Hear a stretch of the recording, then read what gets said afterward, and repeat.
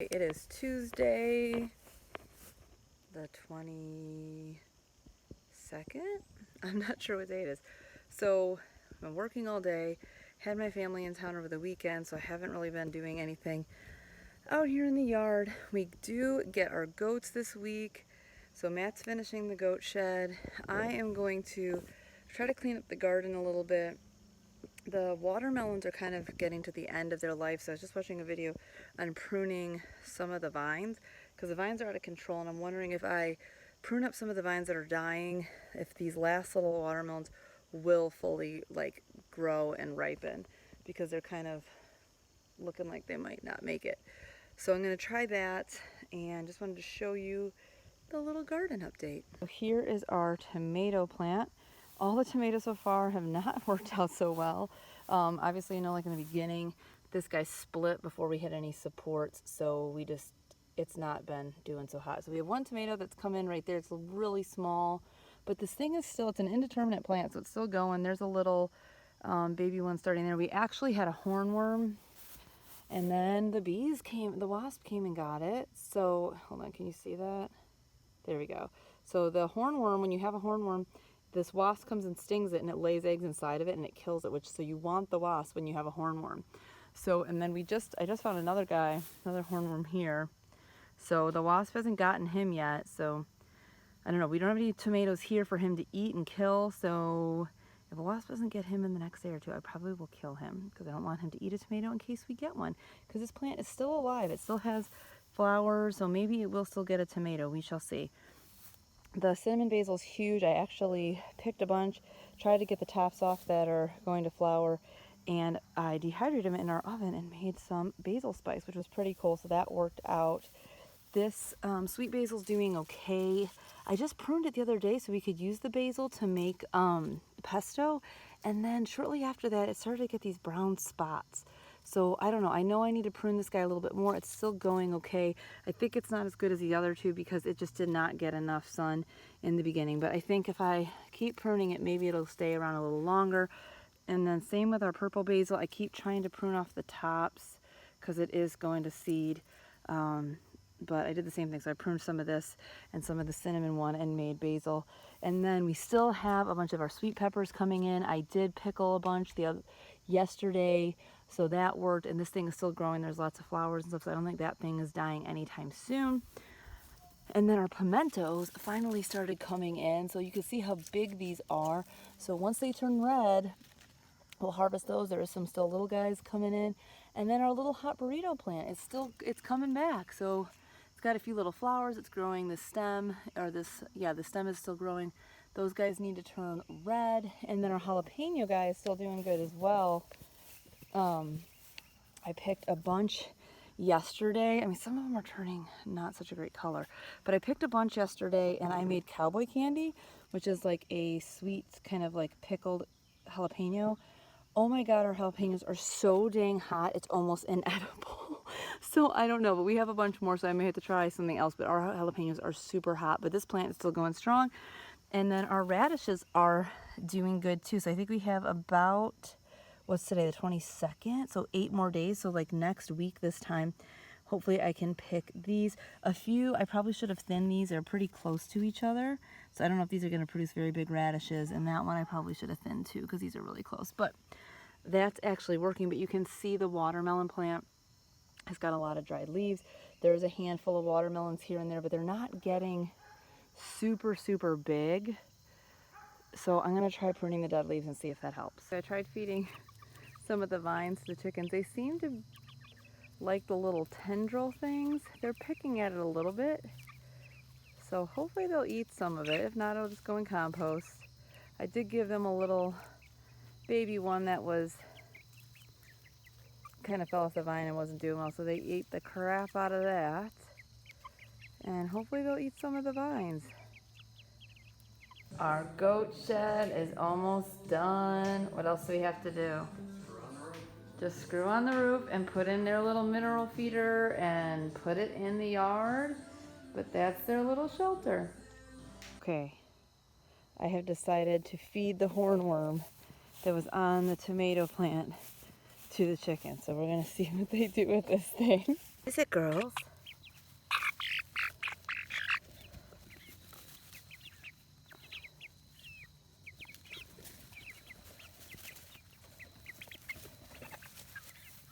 What is it?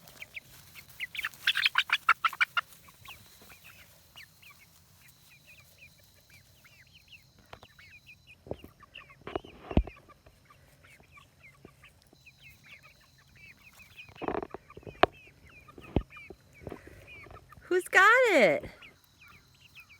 Come on, girls, over here.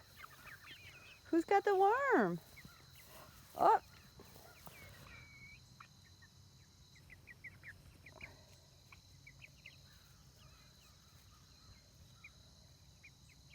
Come here, go look.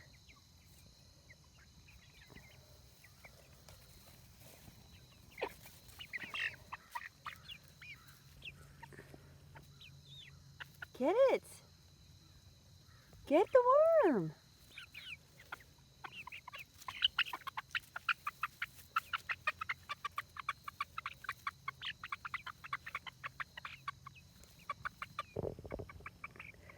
Get it, somebody.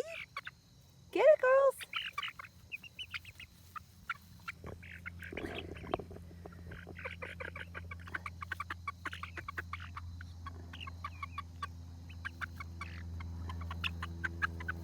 Get it. Get the worm.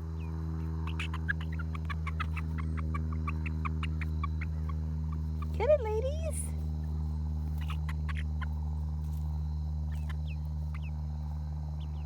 Get it.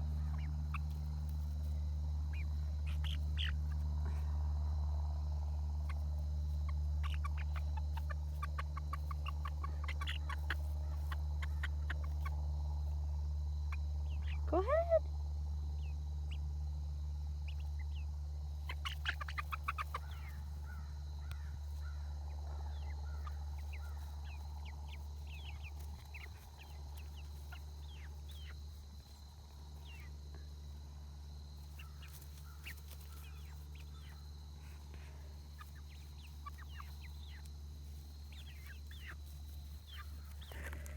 Get it, girls. Get her. It looks like Sansa got the worm.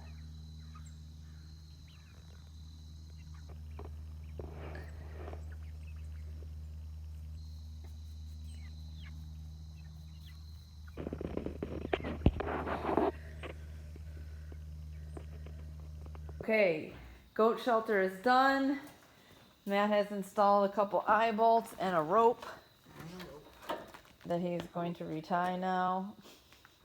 And then we're gonna pull it and put it in its spot. Let's see how easy it pulls. All right, let's go. Let's go, little goat shelter. Goat shelter, go. Go, little goat shelter. Okay, here is our goat area. We're just laying out the fence to get a sense of the area we want to put them in. We have to weed whack where the fence is so that the fence stays hot enough, and then we'll have to weed whack a little bit in their little shed so that it's not like super high grass in there, and put some little like platforms for them to sleep on. But this is going to be their area. Today is Thursday. It is a rainy day outside, and today is plant care day. So every week I water my plants. I bring them, my indoor plants, to the sink and just water them regular water. And then like once a month, or per my nerdy spreadsheet, I will give them plant food. So I will show you that process. So here is my nerdy spreadsheet of all my plants, the fertilizer they get and how often, and then I track when I feed them. And then I do water them in the sink because it's just easier, even though they all have like pots and, you know, their nursery pot goes inside of there. It's just easier to bring them to the sink and do that. And then I use the Espoma indoor plant food. This was, I saw this recommended on, I think it's Lewis Homestead. She has an awesome plant YouTube. So yeah, these guys are already done. So I got my Pelia, my rattlesnake. This is my peperomia. I have still many more over there to bring over. This is my fiddle leaf and my philodendron. So I think I need to give the fiddle leaf some food. So basically I put the plant food in here with water, shake it up, and then pour it into here typically. And then I will feed my plants. So here are, you can see there's like holes. You can't really see that they're holes, but there is freaking holes, little holes everywhere. These are all over the house, like all over the property in clusters, and they're super annoying. This isn't even like a super good one. I mean, there's one right there. They're just kind of everywhere, and we don't know what they are. Doesn't seem to be hurting anything, but it's going to, well, there's more over here, I think. It's going to just destroy our damn grass. I mean, look at this. Look, you can't really see. I mean, there's one there. There's a hole there. There's a big one right here.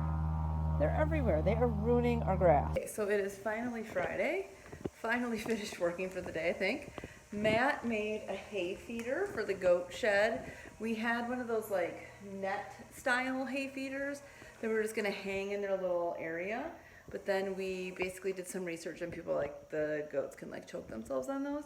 So Matt like crafted this little hay feeder that we had to hang in their goat shed. Right now he is weed whacking the perimeter fence line so that when we put the fence up and electrify it, that it gets hot, so that it's hot enough to distract or to prevent, hopefully, the goats from wanting to escape. What else did he do? He also rigged this little thing on the side of the goat shed that I'll show you to help keep tension. It'll make more sense when I show you. I'm gonna go give the birdies some of their mealworms. They're over there hanging out, and just added some food scraps to the compost and threw some weeds on top there. Both of them are now cold, and neither of them are hot, so I clearly suck at composting. And we're still dealing with these stupid holes. So we think all these holes all over our property are actually from squirrels digging up nuts or skunks looking for grubs. So that's what we think they are, because they're actually not tunnels. They're just like these little holes all over the place. Super annoying, and they're ruining our lawn all over because they're making these stupid little holes. Okay, here is the goat pen. We're getting ready. We'll pick them up tomorrow. So Matt went and weed whacked the grass pretty low right here, so we make sure we don't have an issue getting a nice hot charge to keep them in. And then he added this little PVC doodad to the side of the shed.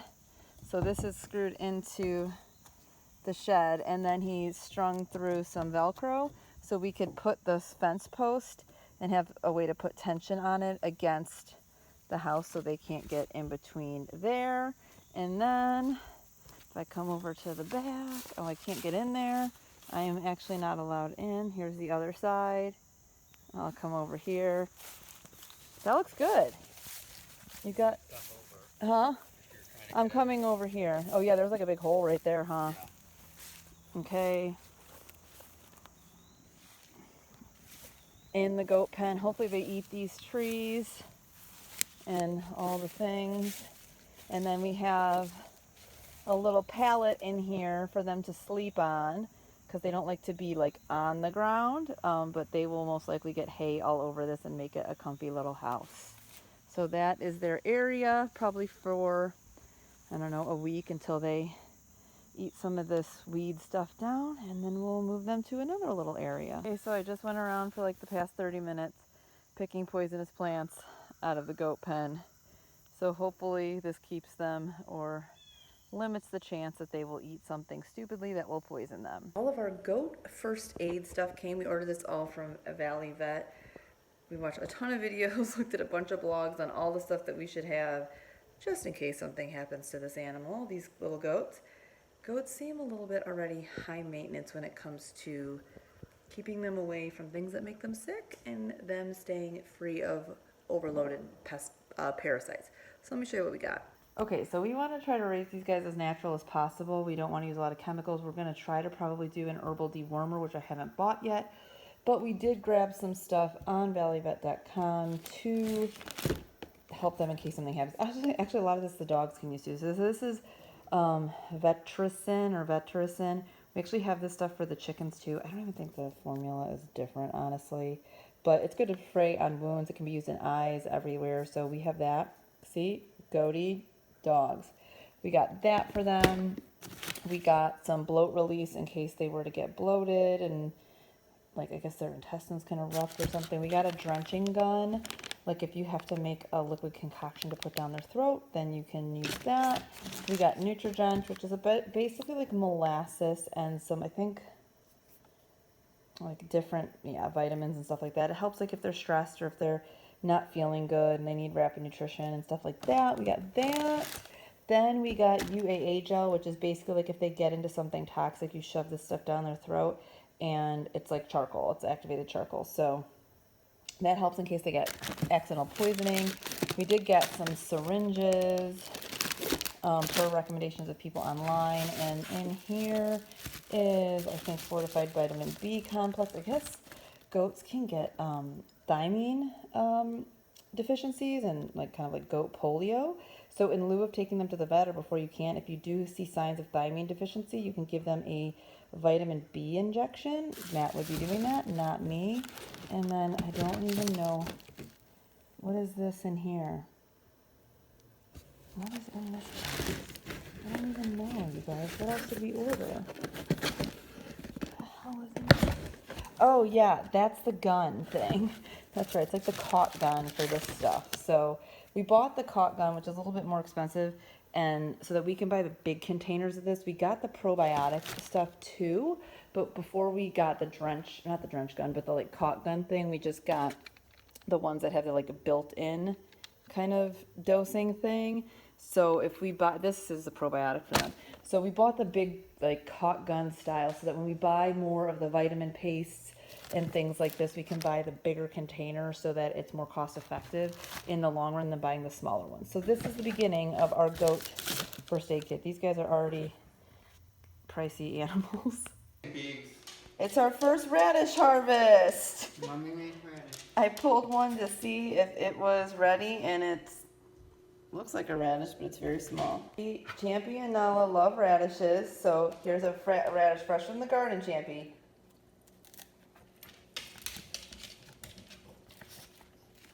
You gonna eat your radish, Beagle? Oh, yum! Oh, Nala took your other half. Get your other piece, bud. Hurry up. Right here. Debbie. Nala, get your pieces. She's just ripping it up.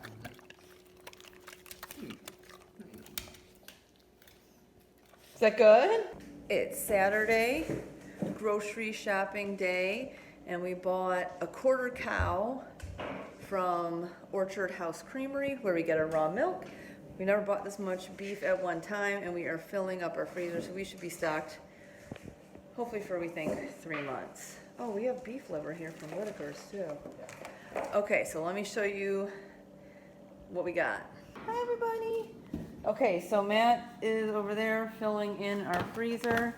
We have briskets and ribeyes and New York strips and beef ribs and like 40 pounds of ground and chuck roasts and English roasts and lots of meat. We got all the meats. All the meat. Right, no, there's one of the coolers. It was about 3 coolers worth of beef. We are going to get our goats in our Honda CRV. So we have a tarp and some pine shavings and little collars. So we're gonna go pick them up and bring them home. Okay, we have the goats. You can't really see from this angle. I will show you them. Here's our little goaties. That one with the white is Jack.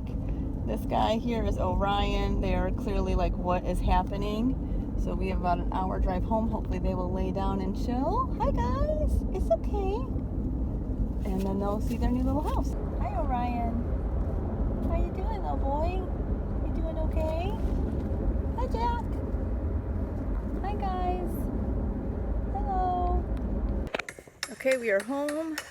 The goats are in their little pen. They're terrified, but they're getting a little more used to it.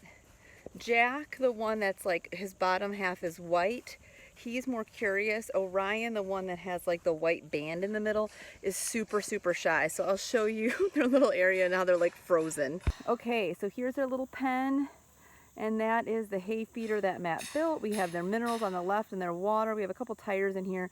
So Jack is the one in the center. Orion is a little guy hiding in the corner. Matt is fixing their little pallet bed.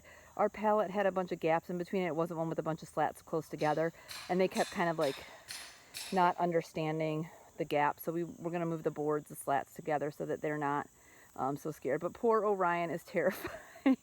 And then they started to come out here, and we put the fence on because we don't want them to get a habit of like trying to test the fence. And as soon as they got zapped, they both ran back in, and now they're scared again. Is that better, guys? Now the slats are together.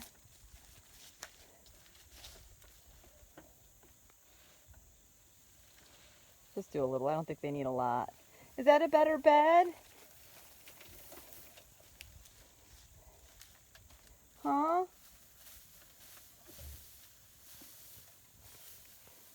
There you go. Just a little bit of hay.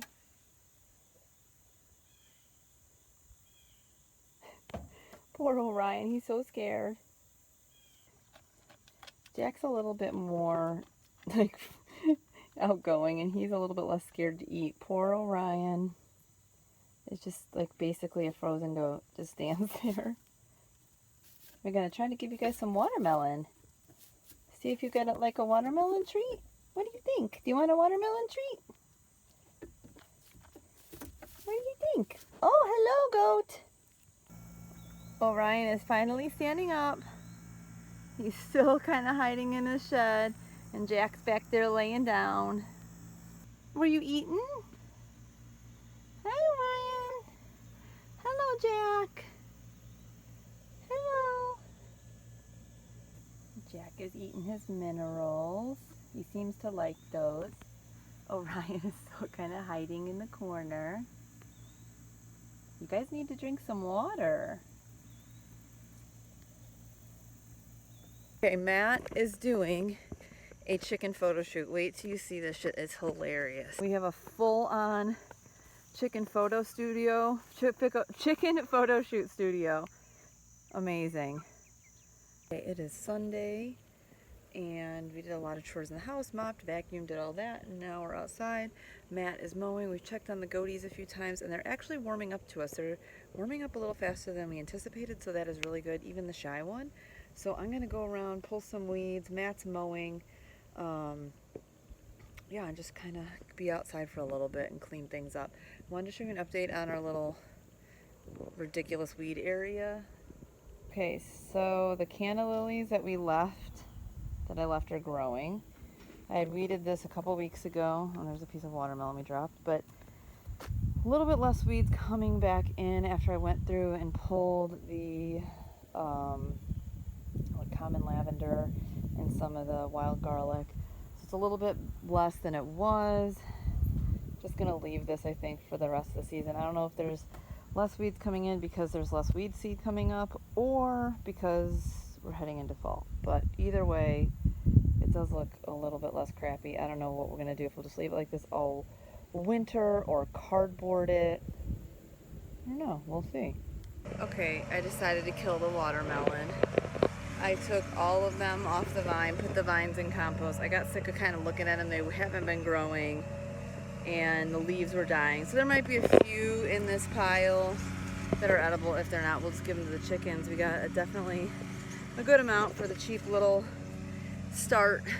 transplant that we got.